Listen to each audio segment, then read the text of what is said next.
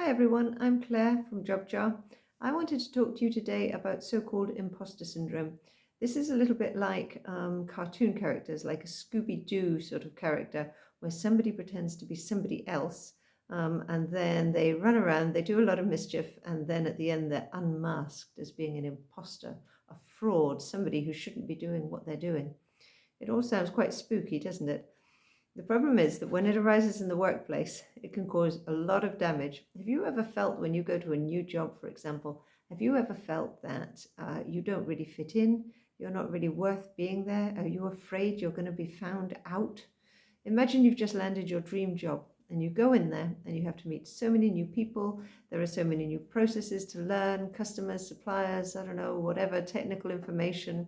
The whole thing is really complicated and everybody seems so much more confident than you do. Well, what happens? You don't feel very well. You think that they're going to find out you're not learning fast enough. It happens to us all. And usually it passes, but in some cases it doesn't pass, and that feeling stays. And this is what people call so-called imposter syndrome, where you're afraid that at some point somebody's going to discover that you're not up to the job and you're just messing around. You don't know your stuff very well. It can take many forms. Perhaps you're a perfectionist. Perhaps you've done a job, it wasn't perfect, and then because it wasn't perfect, little bits weren't quite how you imagined they would be, and you're afraid that because it wasn't perfect, you're not perfect and you're not worth the job. How about if you have some major project and it came off, but probably not because of you. You were just lucky. You were just lucky because you happened to be in the right place at the right time. But next time you're going to be found out because you couldn't repeat it a second time. What happens if you're an expert in a particular field and for something you need to ask advice, you're not sure, you don't feel confident? Does that mean that you don't know your subject? It's only a matter of time before they find that out, right? These things are all very, very damaging. In their mild form, they can cause you a bit of sleepless nights, but in a major form, maybe they cause you anxiety, depression. They can have a big effect not only in your work, but also in your home life. So very, very damaging. These thoughts really need to be banished.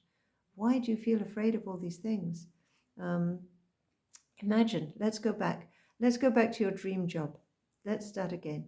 You arrive and everybody knows everything. Well, is that surprising? I mean, they've worked there for much longer than you. So they know each other already. They know where to go for information. They know where to help. They know how the systems work. Of course they do.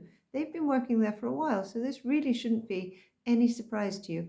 And in a big organization, there are lots of things to know. Even in a small one where there's all these little quirks that you have to get your head around, it takes a long time to know, right? And then let us carry on. Remember those CVs and interviews that you sent in. You haven't come on to this company because you decided it was a good idea. You were chosen from a lot of people to come in.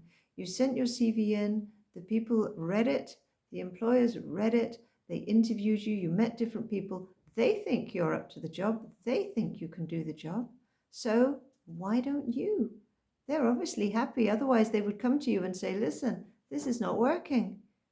But otherwise, I think it's very good. I think you're doing really well. So don't have these fears that you're going to be found out. Take time to consider your inner thoughts and whether they're sensible. Are they really sensible? I don't know. Are you a good person to judge yourself? You see all your flaws, all the terrible things about you, all those things that you keep secret from everybody else. We all have them. We all know where we cut corners. We all know what we've done. Other people don't know this. They don't know all your little idiosyncrasies. Go and talk to your friends. Share your feelings. If you're at work, try and share with your line manager or a mentor and explain that this is how you're feeling. They will give you some good feedback. If there really is something wrong, perhaps they'll give you pointers. But more often than not, they're not going to do this because there really isn't anything wrong. You need to evaluate your inner feelings. Evaluate them well. Now, you can also share outside work with a good friend. They can also give you some good advice. Now, I'm going to sign up. I'm going to sign off and I'm going to leave you with a little thought. Imagine this, you're at work. Now, statistics show that more than 50% of people have suffered from imposter syndrome at work.